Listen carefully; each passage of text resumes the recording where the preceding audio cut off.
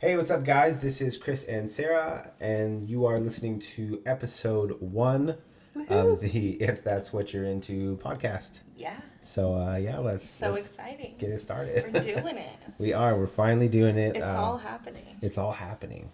Oh boy, here we go. It's already happening. Intros, I guess, is the first thing to do. Tell you who we are and what we do. I'm a filmmaker. Been in film for a long, long time. I don't even know. I'm terrible with time. Probably 18 years ish, something like that. These days, I currently specialize in super slow mo, robotic stuff, Cineflex stuff, helicopter stuff. All the stuff that I think is fun is what I try to work on, and then, anything else I've been doing. A lot of post production animation and things for a really, really long time. But I'm basically just a full time. I'm basically just a full-time freelance filmmaker, which means I travel around the world shooting for brands and companies and agencies in whatever role they have me on for that job, commercially mostly. Mm-hmm. So. And he's really fucking good at it. Thank you. It's true. Well, I appreciate that. So let's tell them about you, because I don't think everybody knows what you do. Not everybody knows. I do photography full-time, freelance as well. So I get to set my own schedule, do the whole thing. Yep. And I do just commercial photography for brands and businesses. So lots of products, lots of, commercial type lifestyle things and architecture and real estate photography and the whole shebang. But we do cross over a lot, so. Yeah, that is true. Yeah. That's definitely something people don't realize or know, where we swap roles on each other's jobs a lot, or work for each other as assistants in whatever capacity, depending on the job. So if, like, I've got a film job, you might be PAing, or you might be assistant camera, or you might be whatever, whatever the job needs. And the same thing for you. I might... be whatever you need me to be for that day. Hold my equipment. Yeah, exactly, which is great. I mean, it's great to work together. Yeah. Especially when we're not booked on something else. I'd rather be working with you than sitting around doing nothing. So that's always fun. Yeah. It's a good time. So we did some question things on Instagram and tried to figure out what you guys want to know about us. And we compiled a list of kind of like the main questions that we get every single day. A lot. So we're going to do a quick Q&A, and then, in the future, we're just going to talk about whatever we feel like talking about that week. That sounds good. But we're going to try to do this every week. Yeah. We'll see what happens. We get really busy sometimes. It's true. But yeah. So the first question we have is, how did you guys meet? Oh, geez. That was a long time ago now. We met at a summer camp, which was pretty rad. I was filming the summer camp and just happened to find this hot lady on the... I was not a camper. No, yeah, okay. That's the first... Let's say that right off the bat. Okay, let's start that one over, maybe. No, leave that in. So I was filming the summer camp, and you were a staff member. Yeah, I was doing like drama team, which Yes. I have no idea why, because I'm not like a... I mean, I took a little bit of drama in high school, but I'm not an actor at all. Yeah, but you still killed it.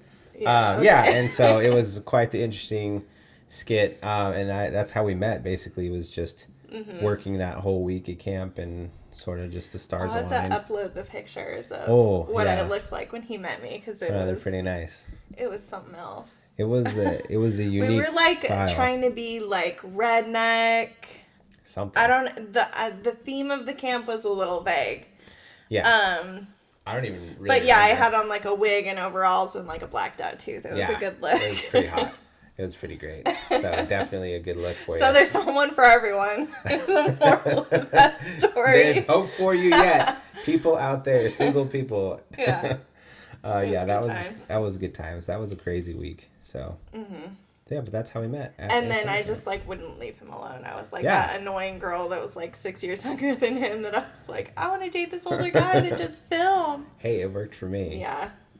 So. Yeah, so that's the story of us. True. And we've basically been together ever since. I know, ever since.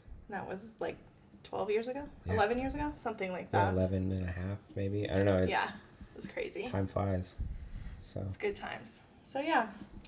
Next question is, how often do you get to work on projects together? And what are the perks?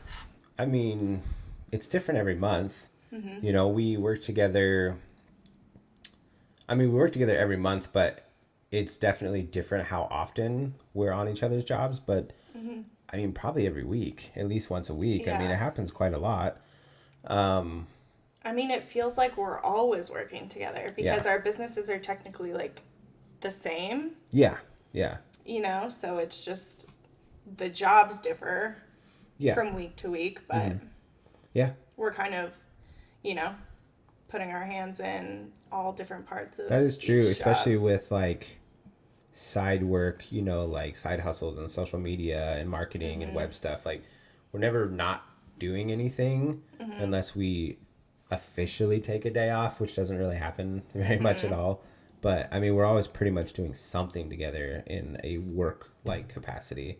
I mean, I think the perks would be just getting to hang out with, you know, your best friend like every single day. Yeah. And making money while doing that. Totally. You know, instead of just, you know, not doing anything, because that's also fun, but it's pretty cool to also get to do a lot of fun things where you're actually making money together and like, you know. And we get to see a lot of different places together. We get to Yep. travel. I mean, work travel isn't exactly vacation, but Yeah. it's, you know, you have experiences together that a lot of people don't get otherwise. And Yeah, totally. we get paid to do it, which is It's a awesome. bonus. Yeah, it's really cool. Yeah, that's always nice. And from like a financial standpoint, a perk is not having to pay somebody to be your assistant or Yes. vice versa. It's Yeah. like some, you know, we budget that into a lot of the projects we do. So it's, since we're married, we're taking home extra. Yeah. Whereas somebody Yep. who didn't have a partner that they work with would only be taking home what they earned themselves. So Yeah. Yeah, that's definitely a perk or whatever, is like Yeah. being able to, you know, get paid twice instead of only getting paid for one person. Yeah. So I like it. it's pretty great. Yeah. Okay, next question is, how do you guys balance relationship and working together and your team dynamic and also like work home life balance? It's a big question. Yeah. I feel like it just kind of works itself out with us because we actually like each other. Yeah. I mean, it's definitely tricky, but we're kind of the same person. What I mean by that is we're both motivated, like we want to work a lot. That it's not like just one of us who wants to work and the other person is like, I don't ever want to do anything. It's like we both kind of have the same ambition level. I don't know if that's the way to say it, but like we're constantly like feeding off of each other. Like we want to, you know, we just want to do stuff. We want to work. We want to go places and make things. So it's like, for me, it's not very hard to kind of have the work-life balance. I guess I should say it's hard for me not to want to work. So I guess that could, you know. Yeah, I think the harder part of the question is, how do we balance like working versus not working, because we kind of, it all bleeds into working. Yeah. But for me, it's like the working together isn't the hard part, because, you know, when you were doing freelance and I was still just working like regular 9-to-5 jobs, it's like we wanted to be together more. So that's our goal, is to just like be able to spend more time together. So that drives us together, whereas it like could drive some people apart. That's true. Yeah, that but makes like sense. balancing work and home life, it's like we don't really have either. It's kind of all one, and we need to get better at that for sure. Yeah, definitely, especially because I mean we work from home too. Yeah. You know, for like, you know, stuff like this, like podcasting, like you know, social media stuff, content creation, like it's definitely at home and other places, so it is kind of hard to you know, separate. I think that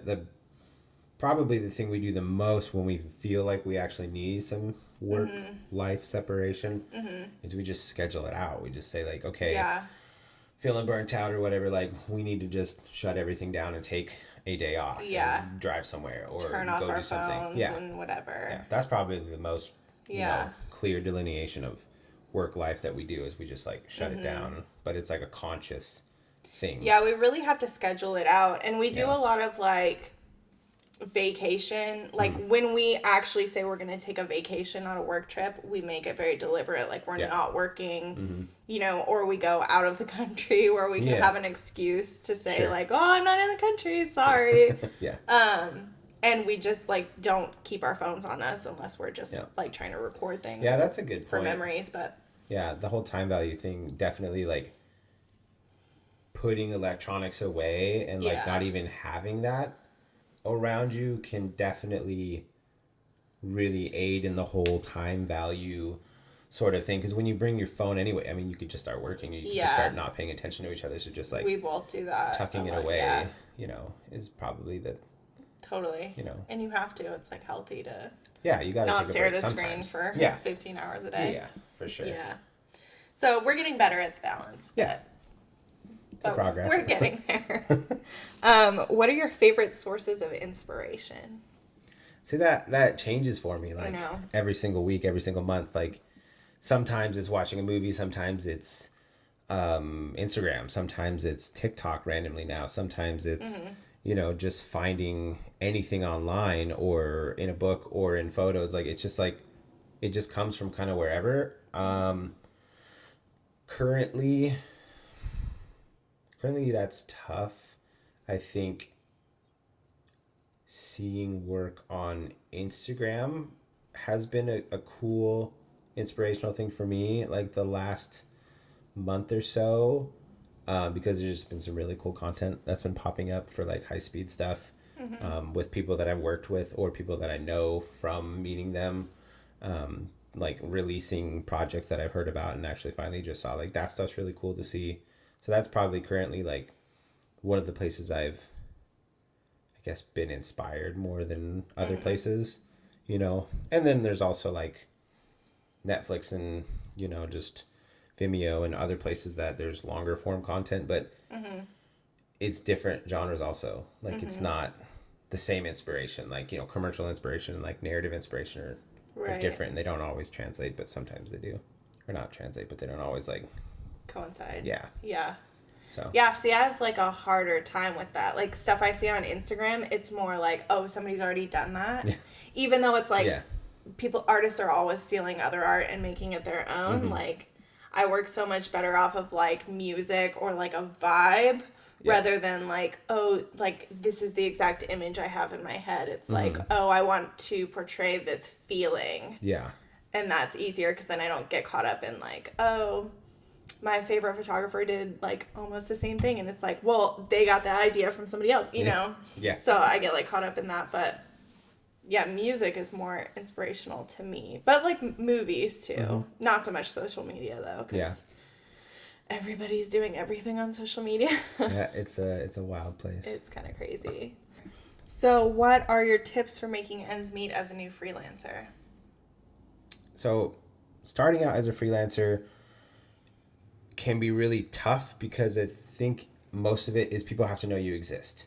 That's sort of, I think, tip number one is you have to get out in front of people or else they're not going to hire you because they just don't even know that you're there. Yeah. I think that's probably one of the biggest challenges in the beginning to freelancing and anything is people need to know that you're there so they can hire you, because a lot of people will get out of school or just decide I'm going to freelance, and then they'll like post something on Facebook or make a Squarespace or start an Instagram, whatever it is. And then they'll be like, okay, you know, hit submit or hit publish and here I am, check it out. Yeah, and then they don't hear anything. And then nobody does, because most likely 99% of those people didn't even realize that you did that or never saw you. So it's like you have to do way more than you think you have to do, most likely, before people really realize that you're there like consistently and like want to hire you. Yeah. So I think too it's important, like, don't quit your day job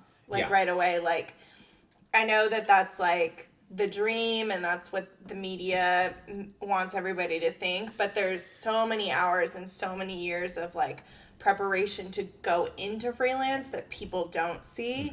That's so much more important than anything else. It's like I was working at Best Buy and doing freelance photography for like years before I actually could make enough to justify quitting my day job. Yeah. You know? That's actually a really good point. Yeah. I think a lot of people forget, or maybe they just don't even think about it, or haven't been told the realities of like freelance financials. Like it's very different than working for somebody else, because all of a sudden you have zero work and you have to go find your work. You're not just, oh, sure, yeah, I know I'm going to show up and get paid every 2 weeks. It's like, now you have to do it all. So it's like having a financial cushion or whatever is super, super helpful in the beginning, which is something I didn't do, which was a terrible idea when I started out forever ago, because I was just like, I had no idea what was going on. And it made it way harder than like transitioning from actually having money in the bank and realizing that you're not going to get paid right away, and it might be net 30, it might be net 60, it might be whatever.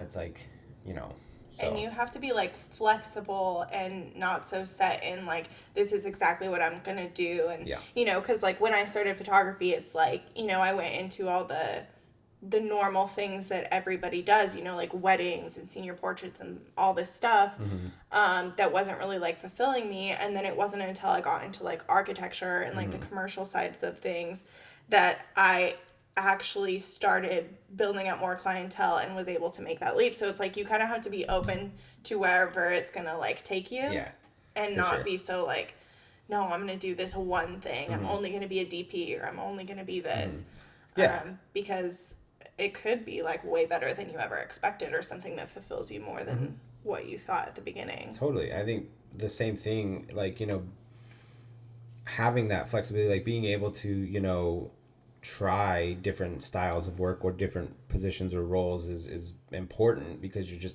starting, you're just figuring it out. And maybe you want to be a DP or whatever your ultimate thing is, but don't be afraid of taking all these other jobs in the meantime, because you got to eat, you got to pay your bills, it's better to be working than not working. And sometimes people are a little strict on that, which is fine. Do whatever you want, but if you're not making money, why not make some money? Money's money. Like, starving artist isn't a cute look. It's just like people like to say that because they're like, oh, it's been romanticized, but it's like the goal of having a job is to make money. So if you're not making money, then do something else. And like especially in the beginning too. Now's the time to screw up. Like, now's the time to when you just start in a career, when you just start, making money at something. Now's the time to like blow Make it, all the mistakes, because no one's paying attention. Like if you're like uber famous and you have millions of followers, or you like already have feature films and all this stuff, you make any mistake and everybody's gonna be like, oh, freak out. But it's like, if nobody even knows who you are, like take these little jobs, and the best way to learn is by making mistakes and learning how not to make those mistakes. So there's no shame in that. Like, don't be too proud to like take work. It's work. Work's good. Right. So that's just my opinion. But Awesome. This one's a good one for you. How do you fit social media content into your work? Social media content. Mr. Influencer. Oh, social media. Gosh, social media is funny. So I think social media is great right now for exposure alone. Like, you can get lost in the hype and all sorts of stuff, and you can spend way too much time like caring about likes and followers and blah blah blah. But like, I like to use social media as not only just a way to like make new connections with people, but it's almost like I get to do my own little nerdy thing. Like, I get to sort of educate somebody that has no idea, no concept of like robots or slow-mo or whatever, food tabletop stuff. Like, they're not familiar with it. And it's like, I can like make a little BTS scene and be like, hey, here's how you do this. Now go do it yourself. Go copy it. Go whatever. I don't care. Yeah, go get $160,000 robot. Do this shot. Yeah. I mean, you can do it with other things, obviously. But, I mean, it's just fun. It's fun to have like an alternative outlet, in my brain of like, especially when it's a job that like, when you're doing jobs for clients, you have to do them mostly the way the client wants you to do them. Especially if you're not like a director or somebody calling the shots. You're hired to shoot this the way we want you to shoot it. Push the button, do what I want, which is great. That's wonderful. So it's also like a side sort of thing where you can be like, okay, well, cool. I know how I'm going to capture this, and then later show it to somebody and be like, this is what we did. It's like a side nerd project. Be like, oh, this is really fun actually. That I can repurpose this work in more than just one way. That's kind of what I do with social media. Is I try to just repurpose all the stuff that I'm getting paid to do into like mini educational kind of fun nerdy content that people, they like it or they don't, either way. Yeah. But it's just something fun to do. So that's kind of why I do it. Yeah. If that makes sense at all. Yeah. And it's fun. Yeah. I think it's really fun. I think it's great. I mean, I think social media is like super beneficial in the way that it just diversifies your audience. Like before social media, for all the older people that didn't grow up with it, we had to physically reach out. We had to like go and meet people, in person, go to buildings, go to businesses, or pick up the phone and call them, cold call them. Like it was a very different world than like social media. Now you can just boop, boop, boop on my phone. I post something. Anybody in the world has a potential to see it and then be like, hey, who's this person? Maybe I want to work with them. That in and of itself is insane. I know. Like, so I think just not hating on it and like using it as a resource, to like promote yourself. I think it's really cool. Yeah. It doesn't really matter if anybody likes it or not. It's just like, it's another thing out there. It's just like a demo reel. It's another thing that you can put out that people might see it, might not. Yeah. So. And they can get to know who you are, really, not just like, this is my like rap sheet of whatever I've worked on. I mean, there's obviously the whole like social aspect. You get to like connect with people and, hey, this is what I like. I like baby hands, like, whoa. And people think it's funny or really creepy. I don't know why people like it. I think it's hilarious. For sure. But yeah, it's definitely creepy. That's funny. But it's still funny. You want to shout out your Instagram? Oh, jeez. Chris V TV, yay. It's Chris V TV. Yeah, not Chris TV. Not Chris TV. That happens a lot. It's kind of funny. It's okay. It happens. How do you decide to invest in specific gear? Do you want to start this one? Yeah, sure. I think this evolves as you like go in your freelance career. Because obviously like things are going to change and you're going to move into different aspects. But I think it's just a lot of playing around with different things to start, especially things that are in your price range.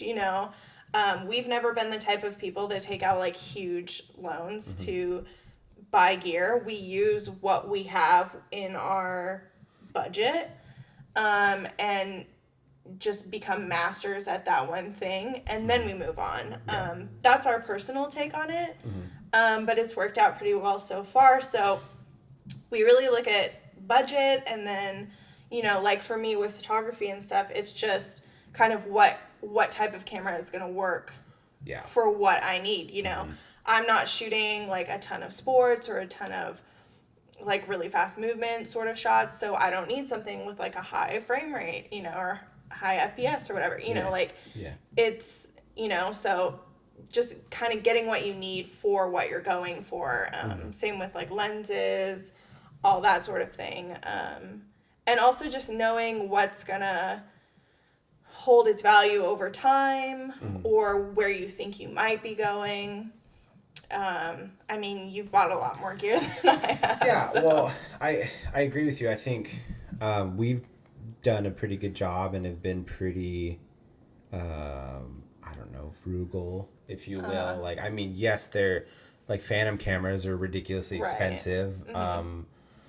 But for the most part, we haven't really purchased any gear, at least since we've been married, that didn't make us money. And I think that's like, I mean, at least for me, like in the beginning, I think a lot of people, when they start out, they're just like, ooh, gear porn. Like, I want it all. I want to buy it all. Like, oh, the new camera came out. Like, now it's like every several months or whatever. Like, I need a new camera. But you kind of like, after a while you get over that, I guess. Like, because in the beginning it's like, oh, I've never shot with this, I need to shoot with that because it'll make me better, or like, you know, it's what everybody else is using. And then you kind of start using other gear and you're just like, well, whatever, it's just a tool. Gear's just a tool. Like, so it then becomes, what do I want to personally own that will actually pay for itself, that will actually make us money, versus I could just rent that or I could just borrow that, you know, because I mean, there's not a lot of gear that pays for itself these days. Yeah. Especially if you don't have the work, which is something that's like a whole nother side note. Like, don't, kind of our policy now is like, don't buy gear that we don't have work for. Right. You know, like, because you can just rent it. Yeah. You know, or you can hire somebody else who has it and like implement that into your job and then do a job or two, and then you have the money to just buy it. Like, don't do it backwards. Don't just be like, oh, I'm gonna go take out $30,000 in loans and then hopefully someone will hire me. They don't know who I am, but I need to start a business, so I'm gonna just get massively into debt and then the work will show up. It's like, it doesn't always happen like that. So it's better to just not, and then have the work first. Well, and if people don't know of you before, buying like a Red camera is not going to make you more popular. That you're just going to be an unknown guy with a camera that nobody knows about. Yeah. So it's just, you know, instead of having the gear make the man, it's kind of, you become the professional on whatever you have at your disposal. Yeah. And then using your equipment as the tools to manipulate your vision, I guess. Yeah, because I mean, yeah, definitely. I mean, problem solving and learning how to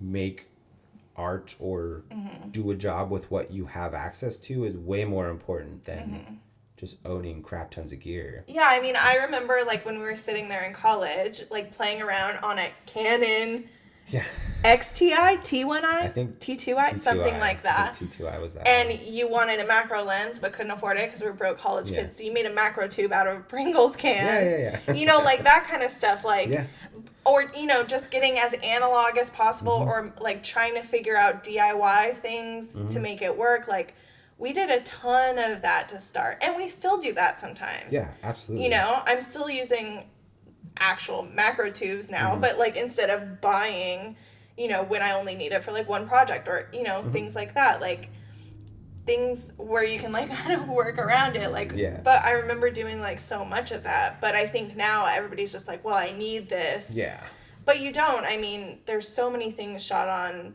iPhones or like inexpensive cameras that you wouldn't even know, or it doesn't take away from how good the content is what I'm saying. Well, totally. And there's like all these different platforms now that, you know, content is pushed out on, and depending on who your client is or what the project is, like some people just, they don't even have any idea. They don't have a concept of it even looking different. So it doesn't even matter. Yeah. You know, like, I don't know. It's just goes back to that previous question about like freelancing, learning how to be good with your money. Like, don't just waste your money because of some weird emotional thing. Like, you think you need it, so let's just go blow all our money. Because then what happens sometimes is nobody knows you, nobody hires you. You just spent 30, 40, 50, whatever on a camera package, and you have no work. And then, oh shoot, now I can't pay my bills because I have all these payments and debts. And then you're like, oh, I gotta go get a job.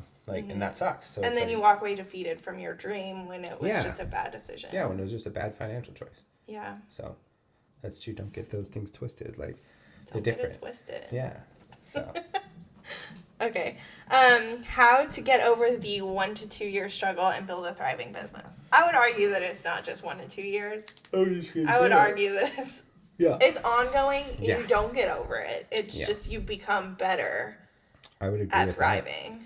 I would definitely agree with that. I think learning how to make money, learning how to be good with your money are things that just continue. Yeah. You know, like, it's not, at least it hasn't been in my experience or anybody that I've ever met, there hasn't been like, oh, there we go. Been a year, been 2 years now. It's it. Like, everything is smooth. There's never an issue ever. Like, I mean, your problems scale with your business, right? So it's not like, oh, I don't have work and now I'm getting work. It's like you create more problems because it's like, well, now I have to pay somebody to assist me or to edit for me or, and then it becomes how am I making money on top of that? And, that's really accurate. I think they just change, like, because then, like, even with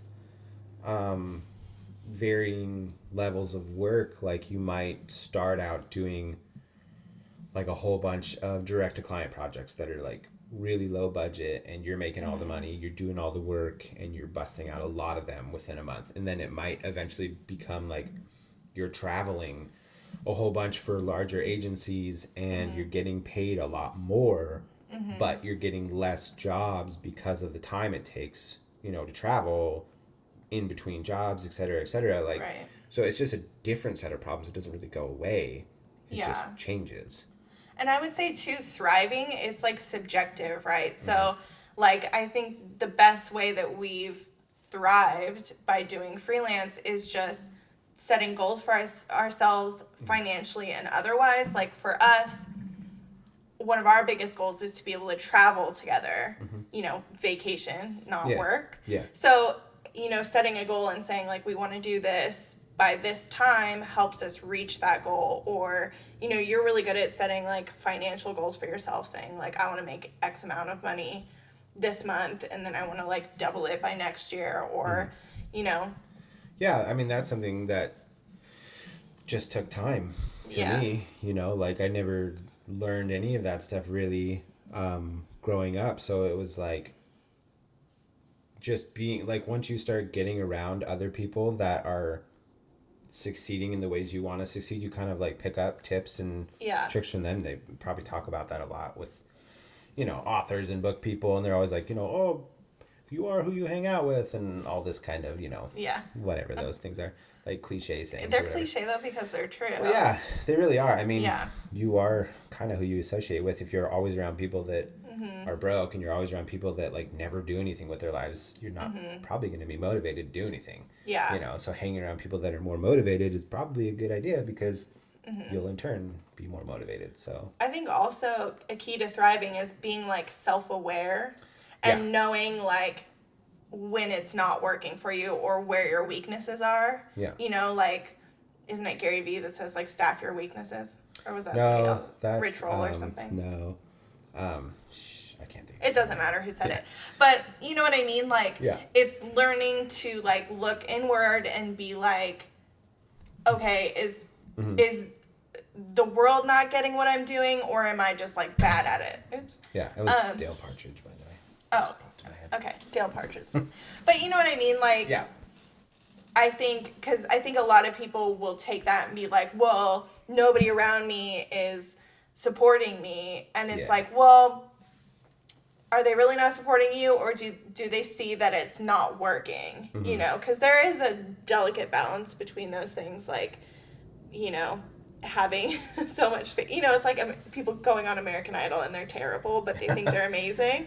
You know what I mean? You have to have like a little awareness to know if this is going to work or not. Self-awareness is very important. Yeah.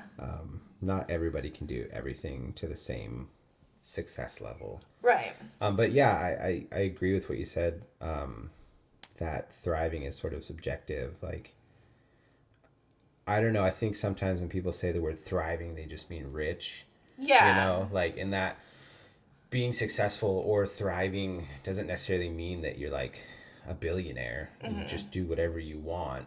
I think it just like thriving or being successful can just be being able to pay your bills, by making the money and not having to stress out about that, because you know that you have jobs lined up and you know that you're doing all the things you need to do to create more income for yourself. And like, down the road, I mean, to me, that's my definition of like thriving. Like, I get to do what I enjoy doing as a career, monetarily, like paying my bills and hanging out with my best friend / wife. That's awesome. Like, I'm stoked on that. Like, it would be great to be a billionaire, but I don't think you have to be like uber mega financially successful to like thrive. And I think like our definition of thriving has definitely changed. Yeah, too. yeah, like, I think it does change. Like, you know, you make more money or you get more successful in it, like sort of becomes like a next level, next step. Well, and starting out, it was like, we just want to make ends meet.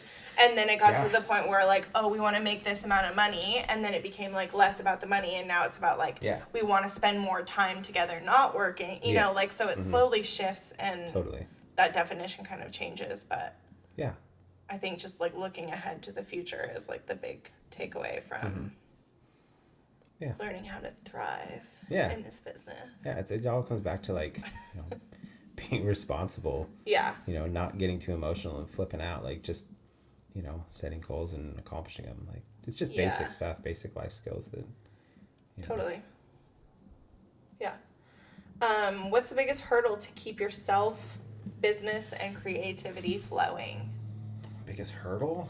For me, I know for me, it's like getting out of my own head. You know, like, I think that changes as you go through different, like, stages or phases of a career, or, like, levels of work. Like, I think a lot of times for me, like, just putting out work is a good thing that I, like, force myself to do now, because I've been really lucky to get to work on a lot of, like, large budget, cool toy kind of jobs, you know, with, like, helicopters and robots and Ferraris and explosions and whoa, you know, like, and so when you don't have that around you and you just have, like, a strawberry, you know, it's like, oh, sucks. This is so lame. Like, I don't have, like, it'd be so cool if I had this Ferrari whip by and then, like, the driver in the Ferrari had a strawberry and was eating it, like, you know, sick, and then, like, it blew up and it's like, whoa, like, you know, but it's just like, oh, I just have my kitchen, you know, like, so it's like, but it's still cool. It's just like, you know, like, I don't know what that is, but it's like realizing that not everything has to be massively scaled with insane amounts of money and gear to just be cool. It could be like finding something to nerd out about, that, like, how can I make this strawberry spin? Like, that still looks cool. Like, let's throw water on it or dip it in chocolate. Like, that's cool. Like, it's just a different kind of cool, and that's okay. And not getting stuck on, like, this isn't the coolest thing I've ever seen in my life, so I'm just not going to do anything. Like, that's my biggest hurdle. I think also it's easy in freelance to kind of seclude yourself and not have anybody to bounce ideas off of, and so then you just get stuck in your head of all the same ideas that you've had. So even if it's not like a work, go out and, you know, do a job together, just like sitting down and having dinner or drinks with somebody to bounce ideas off of, to get a different perspective.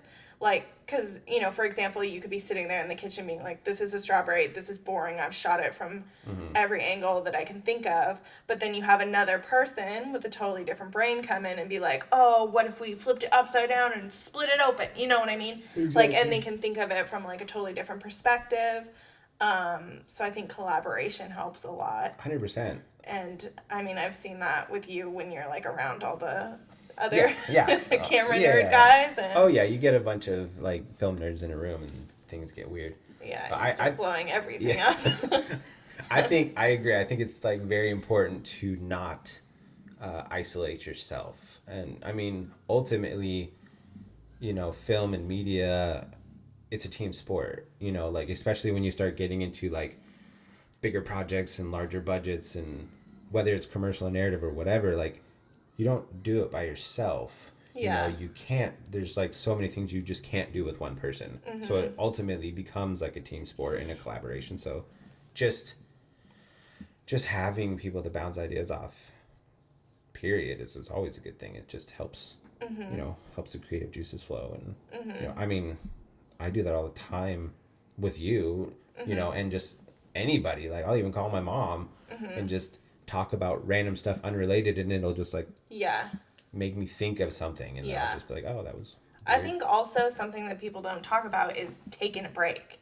Like, you have to let your brain rest from the constant go, like, creativity machine, like, because at some point you're going to run out if you don't, like, take a break. And allow yourself to focus on something else. Like, I like to do like busy work or like puzzles, you know? Yeah. Sit there and like grandma puzzle it Yeah, up yeah. to like try to just get out of my head and focus on something else. But then, you know, that's when I get my biggest creativity, is when I'm not focusing on being creative, like trying to force it or whatever. Yeah, that totally happens for me too. The whole like, I need to think of something, I have to think of it, and then I can't because all I'm trying to do is think about it. Yeah. And then once you stop, you know, it eventually happens. Yeah. And it's like, okay. Exactly. Well, it always comes to you, like, as soon as you stop thinking. It's tough, though. That you need to think of something. It's just what happens. I know. So.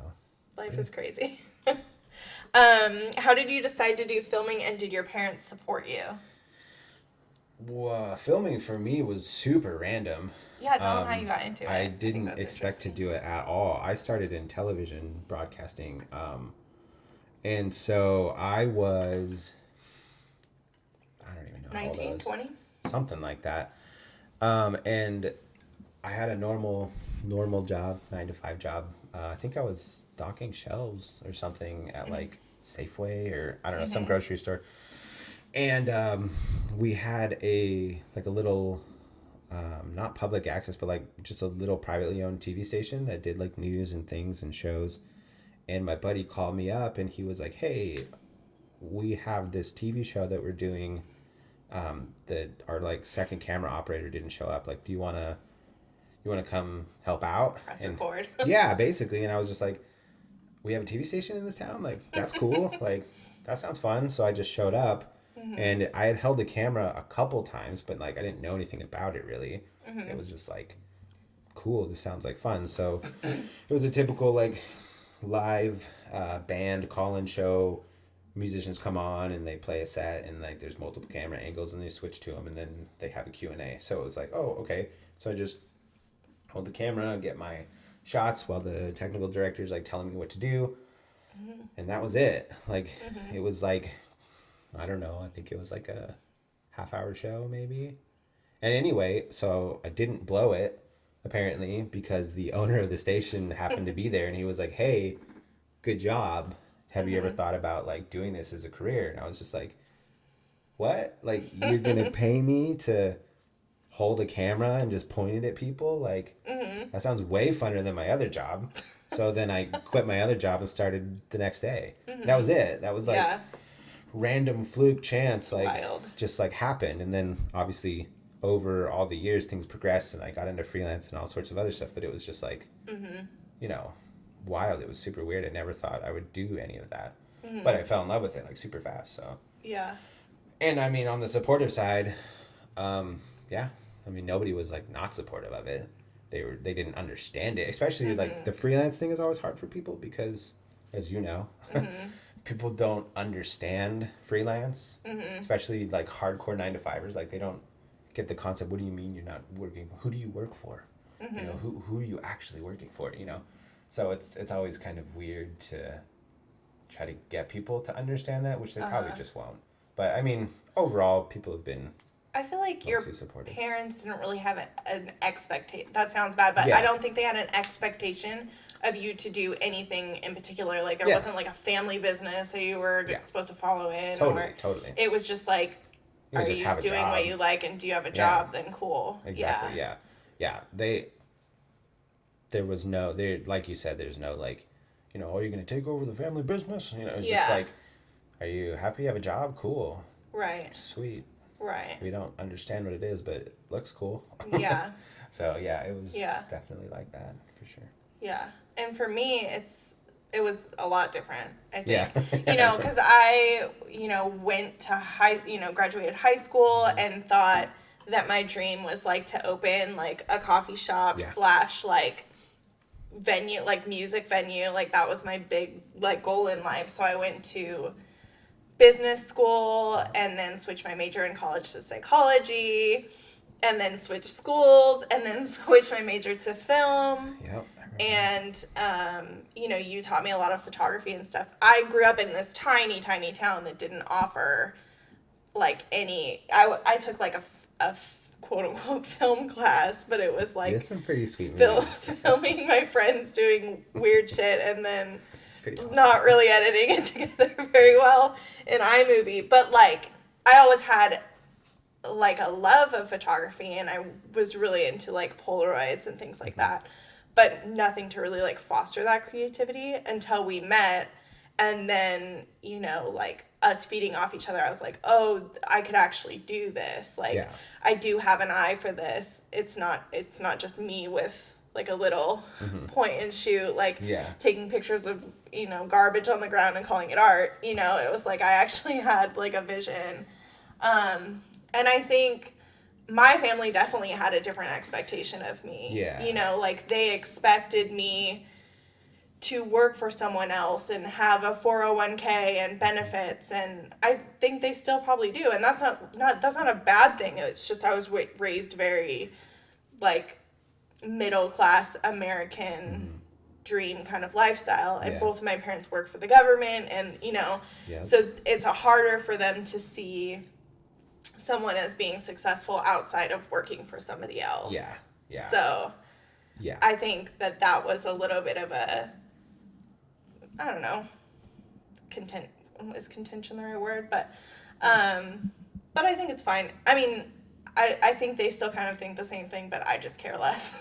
Yeah, I think it just goes back to the whole, like, they just don't understand. Right, you know? and it's really hard for things. people. They fear them. They're just like, well... They only see the risk involved and not really, like... You know, they see the fact that, like, oh, I could not have any work, rather than seeing it as I could have as much work as I want if I work hard enough. So, yeah, totally. Yeah. Yeah. I think that's normal. Yeah, I think so. If you could use only one camera for the rest of your life, what would it be? Phantom. I never would have guessed. What a surprise. I mean, yeah, honestly, Flex 4K all the way, 100%. Yeah. I mean, it doesn't shoot stills, but I don't really care. Like, slow-mo is just fun. I love it. I love everything about it. It's super weird and different. Everything looks cool in slow-mo. It does. It just looks freaking cool. Even if it's dumb, it's like, wow, that's really cool. Because you can't see it with your eyes, like, normally. So that would be my, like, quick answer. Like, absolutely 100%. Which Phantom? Flex 4K. Yeah. For sure. It's the best. Until they make something better, which who knows if they ever will. But yeah, because I mean, you can use that one and shoot 24p if you want. Like, you can shoot whatever you want. It doesn't have to be 1,000. It would just be the craziest file sizes of all time. Yeah, it is all the time. Yeah, and you can actually run audio into that camera too, which a lot of people don't know. Yeah, so you can use it as a production camera. Just people don't. It would be dumb. Well, I mean, it's not dumb. It's just the file sizes are huge, and it doesn't always make sense. There's limitations to that camera with the IR cut filter on it, and just the way it reads certain colors. Like only very specific types of instances. Like for mostly everything, it's just a gorgeous camera. So that's a whole nother weird technical question. You have to have a very patient DIT. Yeah, like that's the thing. It's just, you know, it's big files. You know? So because you could like shoot the same thing, you know, on a Red or like an Alexa or something, and get way smaller file sizes. Yeah. So I don't know, it's preference, I guess, but I don't know. I love that camera. That would be the one camera that I would keep around. Yeah. I don't know. Actually, I do know. I think if I had to shoot with one camera for the rest of my life, not necessarily professionally though, I would still pick my old like Polaroid 1-600. So artsy. I mean, yeah, I know. I'm super hipster with that answer.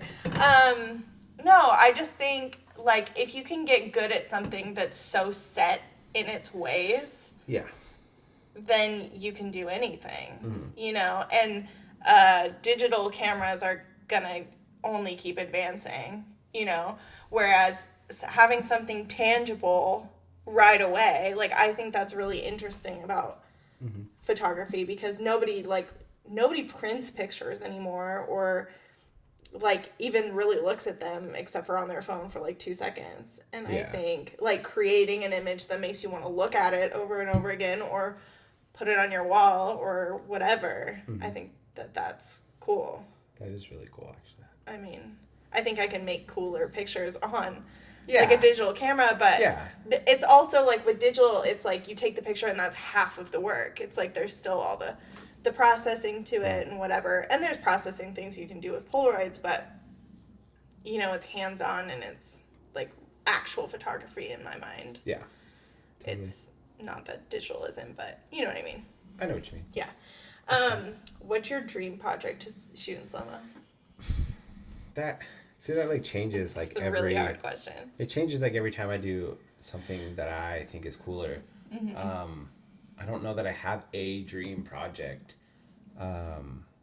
It would just be crazy weird stuff.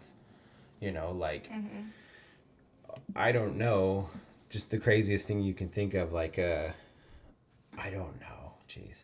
That's so hard. It's just such a hard question. It's like, you know, like driving a really epic car like off a ramp through a fireball explosion with the camera like on this insane 360 rig, you know, like what, like how would you even do that? Like that would be crazy. Like that would be something that would be like, I guess, a dream project. Not doesn't have to be specifically that, but something that is really epic that I couldn't do by myself. That would take a lot of figuring out and like, you know, people to collaborate with in some sort of cool way. Like that would be really fun, because then it's like this massive epic thing that there's no way I could do it by myself. So it'd be just really cool to do something that scale with a bunch of people the way we wanted to do it specifically. I think that's a big caveat too, is like having control creatively and not just like, you know, doing a big budget project. Hi, Penny Lane. That's our dog. You know, that I couldn't do the way I wanted to wouldn't be as fun as getting to do anything I wanted to with a bunch of cool people. You know, so yeah. I like it. I'm sure it'll change. I'm sure you'll get to do that shot like next week, and then Yeah. you'll want to do something else. I don't know, maybe. What would be the most epic photo project ever? That's a hard one too. I haven't really thought about that. It's hard. It's a hard question. I mean, I wouldn't say like there's anything like specifically shoot wise, but there's a lot of brands that I'd love to work with. I'd love to do a lot more in like fashion. Yeah. Like obviously getting like a magazine cover or something of a fashion magazine would be like so epic to me. Yeah. Also just like I really love like the architecture and real estate side of what I'm doing. So like getting to photograph some really epic houses, like I get to do that a lot of the time. And it's just really fun to see like how other people live and kind of the other side of things. But yeah, like nothing like you know, specifically. But yeah, there's a lot of brands that I love to work with and a lot of different styles, I guess, that I would like to do. I'd love to do something that has like a crazy set, like really good set designers, because I think you know, you can be a great photographer, but like I'm not a set designer. And when you look at, you know, different photographers, you know, like Annie Leibovitz or whatever, like she has like an unlimited budget from Vogue to do whatever kind of set she wants, and they're epic all the time. It's like, you know, it looks insane. So I think that'd just be like so fun to be able to have like that kind of a crew at your disposal Yeah.